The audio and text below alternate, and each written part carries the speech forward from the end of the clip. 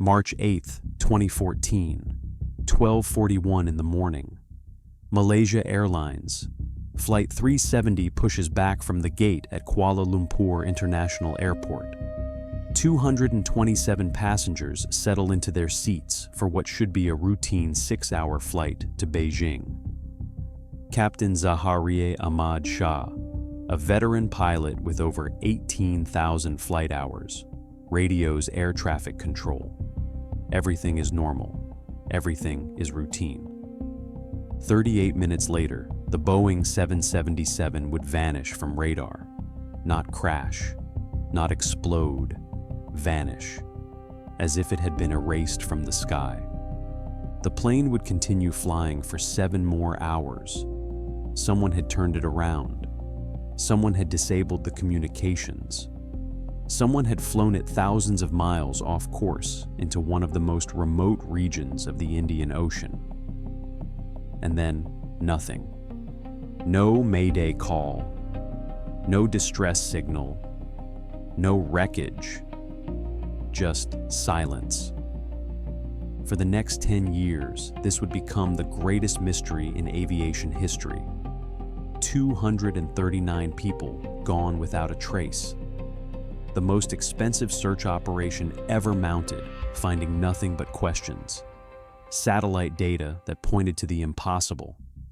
Black box pings that led searchers to empty ocean. And a final turn that nobody saw coming. What really happened in the cockpit of Flight 370? Was it a deliberate act by someone on board? A catastrophic systems failure that investigators missed? Or something else entirely? The answers may be buried 4,000 meters beneath the Indian Ocean. But the clues are in the data. Data that tells a story of a plane that didn't want to be found. This is the story of Malaysia Airlines Flight 370. The plane that disappeared. The search that failed.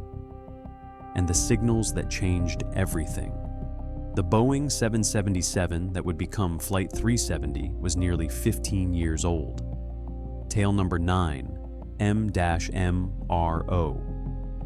It had logged 53,000 flight hours and 7,500 takeoffs and landings. No major incidents. No serious mechanical problems.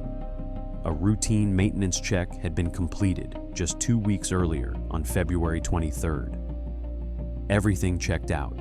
The plane was airworthy, reliable, proven. The crew was equally experienced.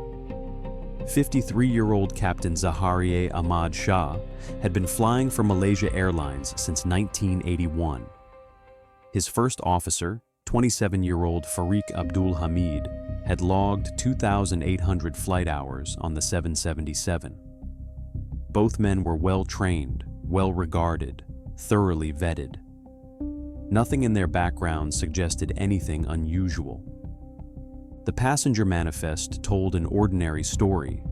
Business travelers heading to Beijing, Chinese factory workers returning home, families, engineers, artists, 20 nationalities represented, 153 Chinese citizens, 38 Malaysians, 7 Indonesians, 6 Australians. The youngest passenger was 2 years old. The oldest was 76. Normal people on a normal flight. At 12:41 a.m. local time, Flight 370 departed. The plane climbed to its cruising altitude of 35,000 feet. At 1:06 a.m., the aircraft communications addressing and reporting system transmitted an automated position report. This system, known as ACARS, sends regular updates about the plane's location, speed, altitude, and mechanical status. Everything was functioning normally. At 1:19:30, Captain Shah's voice came over the radio. He acknowledged the handoff from Malaysian air traffic control to Vietnamese airspace. His last words to Kuala Lumpur were simple, routine. Good night, Malaysian 370. That transmission came from a point over the South China Sea, approaching the boundary between Malaysian and Vietnamese airspace. The plane was exactly where it was supposed to be, flying exactly the route it was supposed to fly. In 90 seconds, it should have checked in with Ho Chi Minh City Air Traffic Control. The check-in never came. At 1:21 a.m., 2 minutes after the last voice contact, the ACARS system stopped transmitting. Investigators would later determine this was not a malfunction. Someone had deliberately turned it off. Or more accurately, someone had cut power to the system that fed it data. At 1:22 a.m., Flight 370's transponder went silent. The transponder is what allows civilian air traffic control to see the plane on radar. It broadcasts the aircraft's identity, altitude, and speed.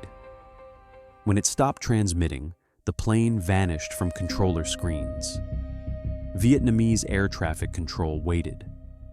When Flight 370 didn't check in, they called Kuala Lumpur. Had the plane been handed off? Kuala Lumpur confirmed the handoff. Vietnam said they had never received contact. The controllers checked their systems. No transponder signal, no communications, no Flight 370. But the plane hadn't crashed, not yet. What Vietnamese and Malaysian civilian controllers couldn't see, Malaysian military radar could. Primary military radar doesn't rely on transponder signals. It detects the physical presence of large metal objects in the sky.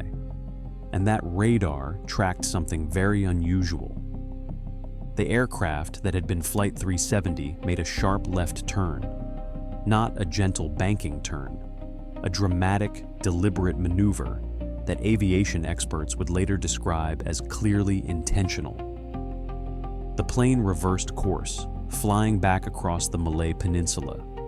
It passed directly over Malaysia, threading between two air traffic control zones where it would be least likely to be questioned. The military radar tracked the unidentified aircraft for nearly an hour. It flew northwest up the Strait of Malacca, one of the world's busiest shipping lanes, at 1,000 miles off course from Beijing. At 2:15 a.m., the plane passed over the island of Penang, then turned northwest again. At 2:22 a.m., it disappeared from Malaysian military primary radar. The last radar position put the plane over the Andaman Sea, heading toward the Indian Ocean. And then nothing. No more radar returns, no visual sightings, no communications. The plane had flown for an hour and a half after going silent, maneuvering deliberately, avoiding detection. Now it had vanished completely from human observation. But one system was still working. One connection remained active. And that connection would provide the only clues to what happened next. While Flight 370 flew dark and silent across the night sky, a satellite 22,000 miles above the Indian Ocean was listening. The satellite belonged to Inmarsat, a British telecommunications company. It was designed to provide phone and data services to aircraft over remote oceans where no ground-based coverage existed. Every aircraft equipped with Inmarsat's system has a satellite data unit that maintains contact with the satellite network. Even when no calls are being made and no data is being transmitted, the system performs a digital handshake. Once per hour, if the ground station hasn't heard from an aircraft, it sends a signal asking, "Are you still there?" The aircraft automatically responds. These handshakes are not designed to provide location information. They're just connectivity checks. Inmarsat logs them for billing and network management purposes. Nobody paid much attention to them until Flight 370 disappeared.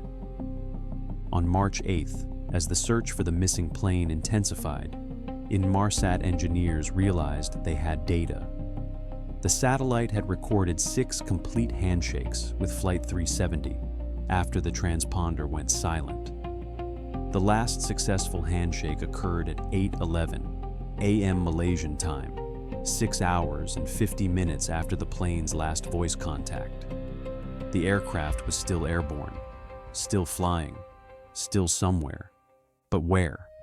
The handshakes contained no GPS data, no altitude information, no identifying details, just technical metadata that recorded how long the signal took to travel from ground station to satellite to aircraft and back.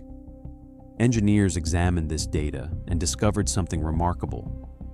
By measuring the time delay, they could calculate how far the aircraft was from the satellite. This gave them an arc, a curved line across the Earth's surface, representing all the possible locations where the plane could have been at the moment of each handshake. There were two arcs.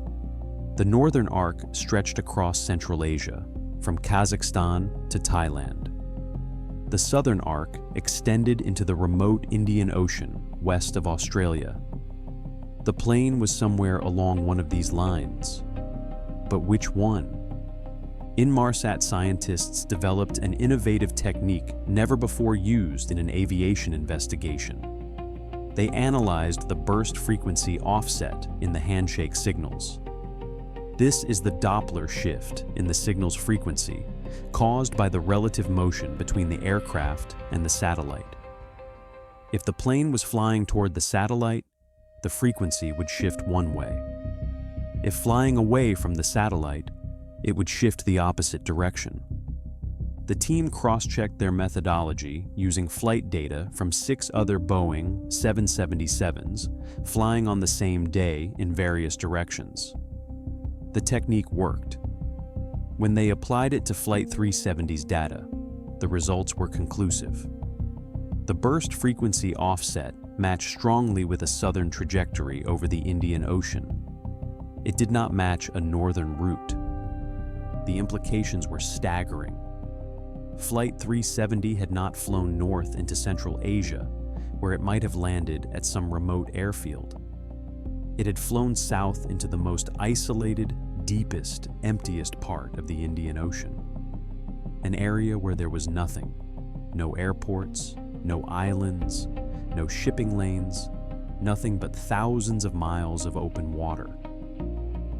On March 24th, 16 days after the disappearance, Malaysian Prime Minister Najib Razak made a devastating announcement based on Inmarsat's analysis.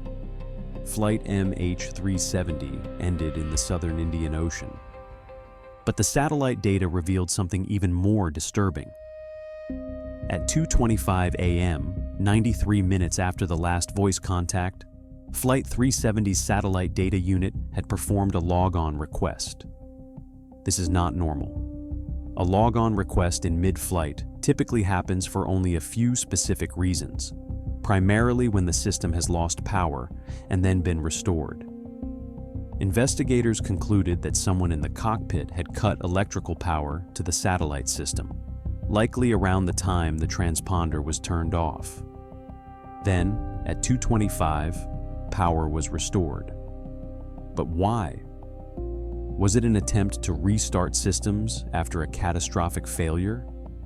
Or was someone systematically shutting down and restarting equipment for reasons unknown? The final handshake was incomplete. At 8:19 a.m., the aircraft initiated a log-on request. The ground station responded. Then, 8 seconds later, there was a final, partial transmission from the plane. After that, silence. No response to the next scheduled ping at 9:15 a.m. Aviation analysts believe this final log-on attempt occurred because the plane had run out of fuel. When one engine failed, the electrical system would have fluctuated. When the second engine failed moments later, the satellite system would have attempted to reboot using emergency battery power. It sent out one last electronic gasp before the aircraft, now powerless and unpiloted, fell from the sky. The satellite data painted a picture of a ghost plane, flying for hours on autopilot into oblivion. But it also raised profound questions. Who turned the plane around? Who disabled the communications? Who programmed the flight path that led to the middle of nowhere? And why did no one in the cockpit make any attempt to communicate what was happening? The answers would require finding the wreckage, and that would require finding something investigators desperately needed: physical confirmation that the plane had actually crashed where the satellite data suggested. On April 5, 2014, nearly a month after Flight 370 vanished, the Australian ship Ocean Shield was slowly moving through the southern Indian Ocean, towing sensitive acoustic equipment through the dark water. The crew was listening for a specific sound. A ping at 37.5 kilohertz, transmitted once per second. The emergency locator beacon attached to the aircraft's black box recorders. Every commercial aircraft carries 2 black boxes. The flight data recorder logs hundreds of parameters about the aircraft's performance and systems. The cockpit voice recorder captures all sounds in the cockpit for the final 2 hours of flight. Both are designed to survive catastrophic crashes, and both are equipped with underwater locator beacons that activate when submerged, broadcasting their location for approximately 30 days before the battery dies. If Flight 370 had crashed in the Indian Ocean on March 8th, the beacons would stop transmitting around April 7th. Time was running out. The search area covered thousands of square kilometers of ocean floor as deep as 4,500 meters. Finding a signal in that vast underwater darkness was like listening for a whisper in a hurricane. But on the evening of April 5th, the Ocean Shield's towed pinger locator detected something, a signal at the correct frequency. It lasted for 2 hours and 20 minutes before fading away. The ship turned around, searching for the source. On April 8th, they detected it again. This time, the equipment registered 2 distinct pinger returns in the same location, lasting 13 minutes. Angus Houston, the Australian Air Chief Marshal coordinating the search, called it a most promising lead. The acoustic analysis showed the signals were consistent with transmissions from both a flight data recorder and a cockpit voice recorder. The audible signature sounded exactly like emergency locator beacons. "This sounds to me just like an emergency locator beacon," Houston told reporters. A Chinese patrol vessel also reported detecting signals at 37.5 kilohertz in a different area of the search zone on April 6th. For a brief moment, investigators believed they had found Flight 370. They hadn't. When the autonomous underwater vehicle Bluefin 21 was deployed to scan the ocean floor in the area where the pings were detected, it found nothing.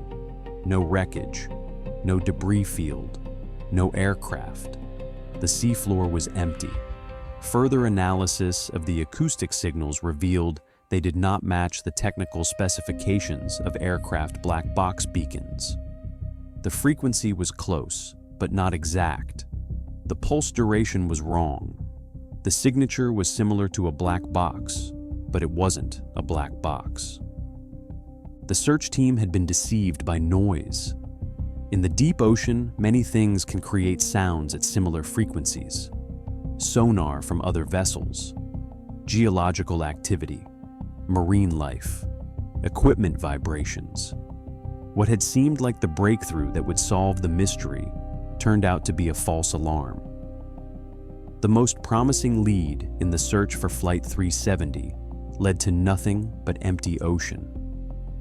But the failure to find the plane where the pings were detected didn't mean the plane wasn't in the southern Indian Ocean. It just meant it wasn't in that specific location.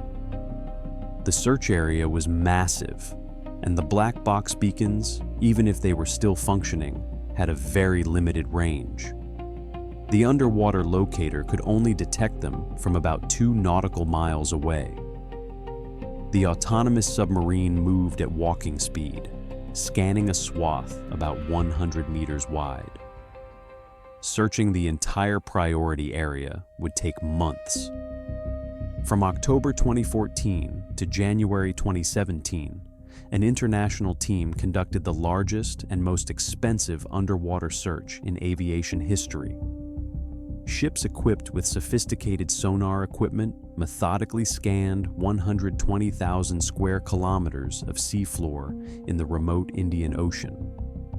They created detailed maps of underwater mountains, valleys, and plains that had never been charted before.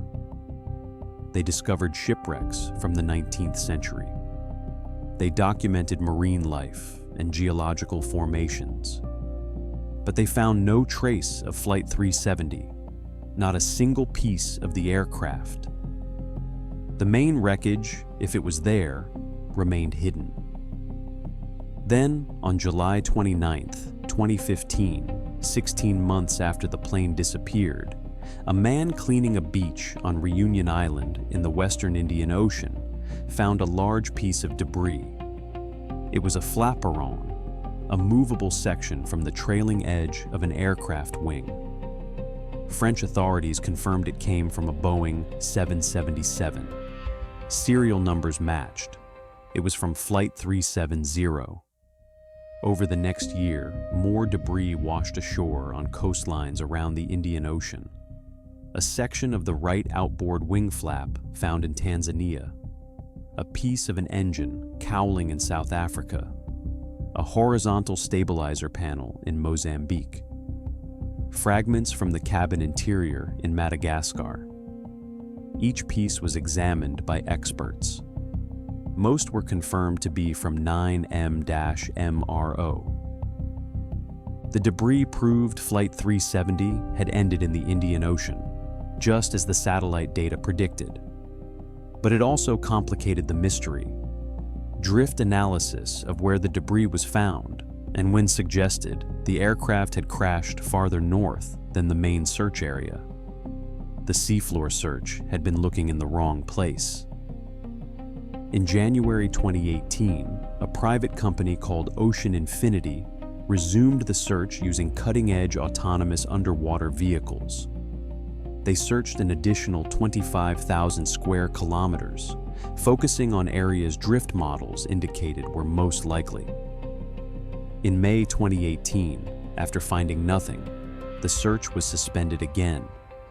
As of late 2024, more than 200,000 square kilometers of ocean floor have been searched. Fewer than 30 pieces of debris have been recovered. The bulk of the aircraft, including the black boxes that might explain what happened, has never been located. On December 30th, 2024, almost 11 years after Flight 370 disappeared, a new search began. Ocean Infinity returned to the Indian Ocean with advanced technology and refined search areas based on updated drift analysis and satellite data interpretation. They are working under a no-find, no-fee contract. If they locate the wreckage, Malaysia will pay $70 million. If they don't, they receive nothing. The company is confident. Technology has advanced significantly since the first searches. Autonomous underwater vehicles can now operate deeper, scan faster, cover more area. New analysis of the satellite handshakes has refined the probable crash zone. But confidence is not certainty. The Indian Ocean is vast, deep, and unforgiving. What happened to Flight 370? The evidence points to deliberate human action. The plane turned back immediately after the last voice contact. The communication systems were disabled in a specific sequence. The aircraft flew a programmed route, avoiding radar coverage. It continued for hours on a southern track that led nowhere. Some investigators believe the captain, Zaharie Ahmad Shah, deliberately crashed the plane in a mass murder-suicide. A home flight simulator found at his house contained flight paths into the southern Indian Ocean. But the FBI analyzed the simulator and found nothing definitive. The Malaysian investigation concluded there was no evidence of pilot involvement. Others point to a catastrophic systems failure, perhaps a fire in the electronics bay that incapacitated the crew and damaged communications while leaving the autopilot functional. But this doesn't explain the deliberate turnback or the systematic shutdown of multiple systems. Hijacking has been considered and largely dismissed. No terrorist group claimed responsibility. No demands were made. 2 passengers were traveling on stolen passports, but both were Iranian asylum seekers with no connection to terrorism. The final turn, the satellite pings, the black box signals that weren't real, they all tell fragments of a story. But the complete narrative remains hidden beneath 4,000 meters of ocean water, entombed in wreckage that searchers have spent a decade trying to find. 239 people vanished with that plane. 239 families who have lived for years without answers, without closure, without even the finality of recovered remains. The greatest mystery in aviation history is not just a technical puzzle, it's a human tragedy. Perhaps one day, Ocean Infinity's submarines will find the debris field. Perhaps the black boxes, if they're ever recovered, will still have readable data despite years underwater. Perhaps we'll finally know what happened in the cockpit of Flight 370 after someone said, "Good night, Malaysian 370," and then never spoke again. Until then, the mystery endures. A plane that vanished, satellite signals that tracked it to nowhere, underwater pings that led to empty ocean, and a final turn that took 239 souls into oblivion. The search continues. The questions remain. And somewhere in the dark depths of the Indian Ocean, the answers wait to be found.